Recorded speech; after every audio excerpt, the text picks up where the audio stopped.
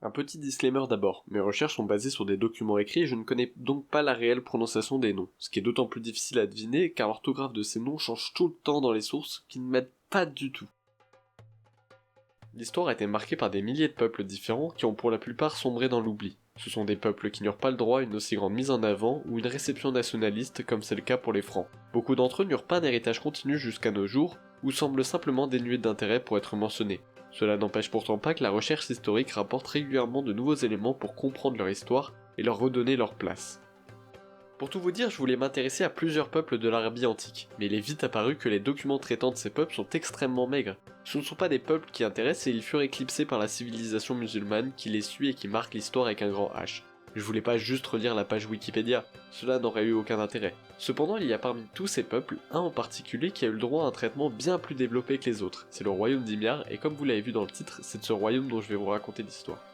Avant tout, il faut revenir à ce qu'était l'Arabie dans l'Antiquité. On peut avoir l'image de peuples nomades comme les marchands bédouins, mais ça ne serait que voir la moitié de la réalité. L'Arabie est riche en peuples sédentaires avant notre ère, notamment dans le sud de la péninsule.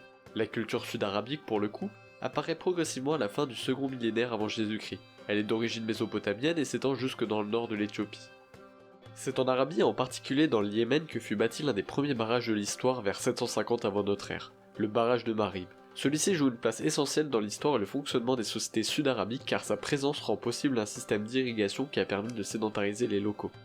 Plusieurs grandes villes se développent et permettent la fondation de plusieurs tribus dans la région. Parmi les plus importantes, on retrouve la tribu de Saba autour de la grande ville de Marib, qui par son barrage et ses temples est de fait la capitale politique et religieuse de la région. Mais il y a aussi les Minéens autour de Karno, les Katabanites autour de Timna et les Adramites autour de Shaba. Chaque ville fonctionne plus ou moins comme une cité-état à la grecque, sauf que la mer de poissons est remplacée par une mer de sable et les navires marchands par des chameaux. La région est alors divisée en plusieurs petits royaumes qui luttent les uns contre les autres, ce qui est une situation classique pour une société tribale. Ce sont des sociétés qui vivent du commerce entre l'Afrique, l'océan Indien et la Méditerranée, tout cela grâce aux différentes caravanes de chameaux qui traversent le désert jusqu'au plateau du Yémen. La ressource précieuse de cette région est l'encens qui est très apprécié tout autour de la péninsule arabique. Mais si je m'attarde sur cette région, c'est que c'est dans ses alentours qu'apparaissent les Himyarites. C'est un peuple qui est beaucoup documenté, notamment par ses voisins et par lui-même, car il a laissé de nombreuses traces de son existence à travers l'Arabie et les régions alentours, tout au long de son histoire qui s'étend sur plus de 8 siècles. On ne connaît pas vraiment son origine, mais il se serait développé durant la période qui correspond à l'effondrement du royaume de Saba, le premier royaume à avoir unifié la région du Yémen. Les premiers seigneurs d'Himyar s'affranchissent de l'autorité de leur souverain du Kataban aux environs de 115 avant notre ère et s'allient au Saba pour survivre dans cette période de troubles. Vers 24 avant notre ère, il se fait le premier contact entre les habitants du Yémen et les Romains. Ces derniers avaient envoyé une armée dans la région afin de prendre contrôle du commerce et de s'emparer des ports qui jusque-là n'avaient pas un rôle majeur dans les échanges. Le royaume d'Himyar pratique sa propre langue, mais à l'écrit les élites préfèrent utiliser le sabéen qui se place comme la langue du pouvoir et permet de se faire comprendre par tous les peuples du Yémen. Ce nouveau royaume tourne autour de la ville de Zafar qui est propulsée par son peuple comme un des centres du pouvoir du sud de l'Arabie. Ce n'est que durant le 3e siècle de notre ère que le royaume d'Himyar se démarque des autres et commence à établir son hégémonie sur les différents peuples du Yémen. Aux environs de 270 après Jésus-Christ, les rois himyarites se placent à la tête d'une coalition arabe afin de chasser les Aksumites d'Arabie. Ce peuple originaire de l'Éthiopie avait profité de l'effondrement du royaume de Saba afin de s'emparer du nord du Yémen. La victoire de la coalition est forte en symbole. Le Yémen était de nouveau puissant et le royaume d'Himyar en était la cause. Ainsi, dans la même période, il envahit le royaume d'Adramaut et le royaume de Saba qui étaient jusque-là ses alliés. Les Himyarites enchaînent succès sur succès au point que leur influence s'étend jusqu'à Al-Riyad au centre de l'Arabie en 430, ce qui marque l'extension maximale de leur histoire. Le royaume profite grandement des différentes routes établies par le commerce et les caravanes qui sillonnent le désert afin de dominer la région. Cette extension pose plusieurs problèmes à ses dirigeants. Il y a beaucoup de peuples dans le royaume désormais et les cultures sont très différentes bien qu'ayant la même origine. Il faut donc trouver quelque chose qui unit les peuples ensemble sans faire recours à la violence. La solution vient vers 380 avec ce que l'on a appelé la réforme d'Abi-Karib. Ce roi qui partage son trône avec son père et son frère est connu pour avoir introduit le judaïsme dans la cour d'Himyar. Le judaïsme n'est cependant pas vraiment une nouveauté dans la région. En effet, après une nouvelle persécution des juifs de Palestine sous l'empereur Adrien et la conversion des empereurs romains au christianisme autour de la seconde moitié du IVe siècle, les communautés juives ont abandonné l'idée de former un état en Judée et ont fui à travers l'empire et les régions voisines. Le nord de l'Arabie a laissé de nombreuses traces de judaïsme et notamment à Yathrib, la future Médine, d'où pourrait être partie la conversion d'Himyar qui commence dès 355. Cette réforme donc, la réforme d'Abi-Karim, consiste en le rejet du polythéisme, la volonté de mettre en place un état pour le peuple juif sans regard sur leurs origines, et une distanciation entre le pouvoir et la religion, car le roi ne se place que comme un arbitre et n'oblige en rien la conversion de ses sujets. Il n'y a pas alors de religion officielle du royaume, seul le roi est concerné par sa conversion. Il est aussi intéressant de voir que cette réforme n'a aucune trace d'influence d'une autre religion comme le christianisme qui connaît un grand succès notamment en Éthiopie à la même période. Ce n'est cependant pas un judaïsme classique qui se développe, mais plutôt un monothéisme judaïsant. La religion s'adapte aux pratiques tribales et au final elle ne concerne que les élites puisque le peuple n'est pas particulièrement invité à se convertir et continue alors ses pratiques païennes. Enfin, dans le même objectif de fédérer les peuples, le royaume d'Himyar se dote d'une langue unique qui est la langue sabéenne et d'un unique calendrier. Pour ce qui est d'Abi-Karib, on sait qu'il a régné 60 ans, ce qui est plutôt pas mal pour l'époque, et qu'en plus des titres de roi d'Himyar, de Saba, d'Ouraïdan, d'Adramaut et de Yamnat, il rajoute qu'il est le roi des Arabes du Haut-Pays et de la côte. Il est possible que la Mecque et Yatrib aient alors été dans la zone d'influence d'Himyar, mais cela n'est pas sûr dû à la distance de ces villes et la capitale du royaume.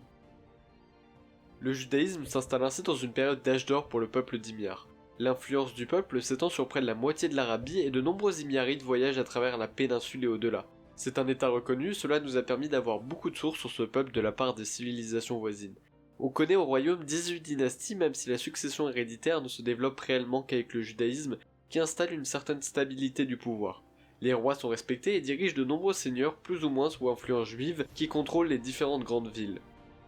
Le succès et la richesse d'Himyar durant cette période peut aussi s'expliquer par sa place sur un des axes de la route de la soie, qui relie par le commerce l'Asie à l'Europe.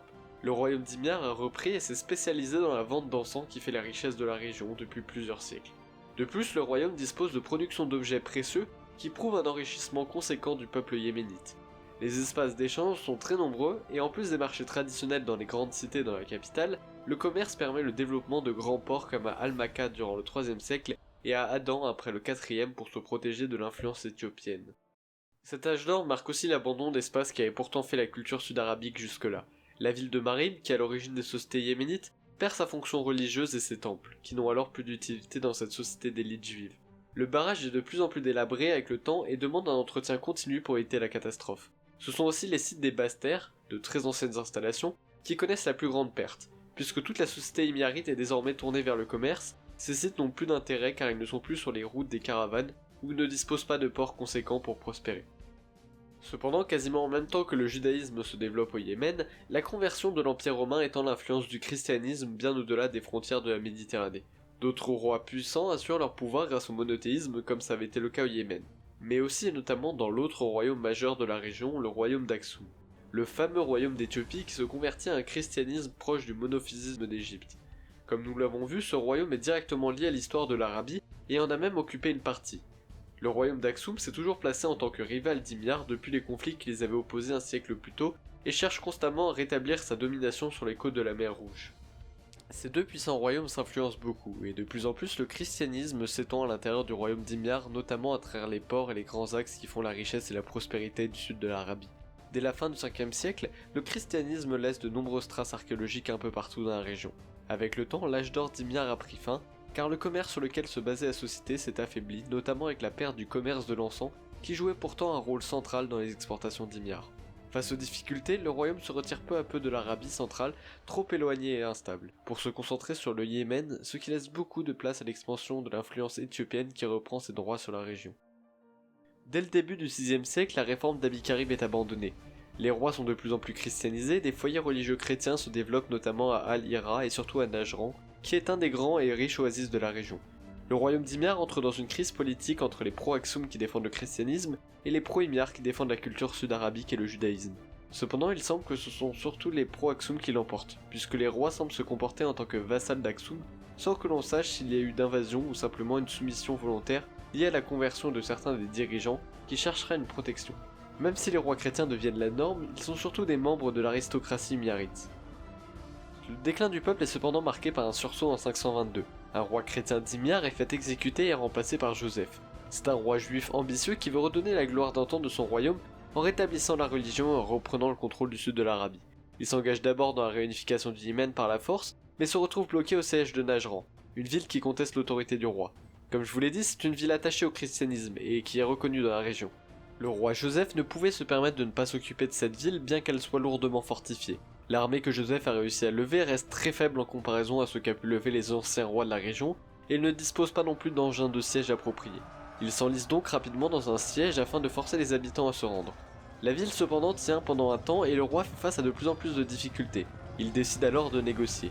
Il promet la vie sauve aux habitants de la ville si ceux-ci acceptent de se rendre et de lui ouvrir les portes. Le peuple de Najran, épuisé et menacé par la faim, finit par accepter, mais Joseph ne tient pas sa promesse, et en entrant dans la ville décide de mettre à mort les chrétiens qu'il accuse d'avoir nui à ses projets. Il est difficile de savoir si le massacre de Najran avait pour Joseph un but religieux ou politique. Après tout, il cherchait à rétablir l'autorité de son royaume et il ne pouvait se permettre de laisser de côté une ville qui a une aussi grande influence. En la faisant tomber et en s'attaquant à la population, il espérait probablement faire passer un message dans toute la région. Le royaume d'Himyar était de nouveau le maître du Yémen. Cependant, aux yeux des chrétiens, le message était clair. Le royaume d'Himyar représentait une menace pour leurs coreligionnaires. Le massacre a un tel impact que les autorités romaines pourtant très peu impliquées dans la région se réunissent pour trouver une solution afin d'éliminer le danger que représente le retour d'un royaume anti-chrétien. La guerre serait trop lointaine pour que Constantinople puisse envoyer ses armées alors qu'elle est déjà en guerre contre la Perse. Un projet finit par être mis en place. Les Romains enverront des officiers et quelques membres de l'aristocratie pour soutenir une armée qui serait levée, organisée et dirigée par le roi d'Aksum. Ce roi du nom d'Ela HBA voyait ici une occasion d'en finir avec ce royaume dissident et d'étendre son pouvoir sur son rival. Vers 525, une expédition est organisée. La flotte aksumite ne pouvait alors débarquer qu'à un endroit, vers Madaban. Le roi Joseph le sait et prépare la défense pour vaincre les envahisseurs. Il fait disposer d'une chaîne sur le port bloquant tout débarquement. C'est au début un succès, cependant le roi d'Aksum arrive à faire débarquer une partie de ses troupes de nuit, ce qui permet d'attaquer sur deux fronts. Bien que le roi d'Himyar avait eu quelques succès, l'état du royaume ne lui avait pas permis de disposer d'une réelle armée.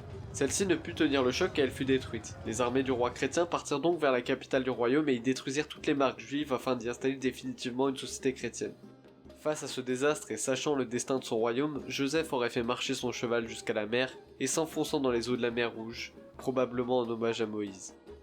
Désormais le territoire d'Himyar était totalement sous contrôle des Aksumites et disparaît peu à peu. La capitale est alors déplacée à Sanaa.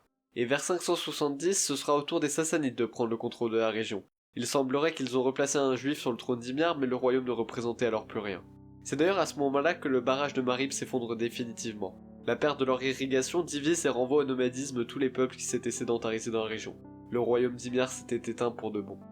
Cela n'est pas tout à fait la fin de la société sud-arabique. Certaines grandes villes continuent d'exister mais se replient sur elles-mêmes. Dès le début du 7e siècle, elles seront toutes intégrées dans la société musulmane qui laissera beaucoup de récits sur l'histoire du Yémen, qui sont d'autant plus de sources pour les historiens. Comme je l'ai dit au début de cette vidéo, l'histoire de ce royaume est vraiment peu connue. Pourtant, on ne peut pas dire qu'il n'a pas marqué l'histoire de la région. Dans le domaine archéologique, pourtant, on trouve beaucoup d'informations sur de nombreuses fouilles qui ont été réalisées. Mais celles-ci ne sont jamais rendues accessibles au public dans le sens qu'elles restent très compliquées dans son information. Il existe un réel fossé entre tout ce qui est connu et étudié face à tout ce qui est largement diffusé. C'est pourquoi il est nécessaire de partager et de suivre les recherches qui sont faites et qui nous plaisent afin de leur offrir une plus grande diffusion et de peut-être créer de nouvelles passions.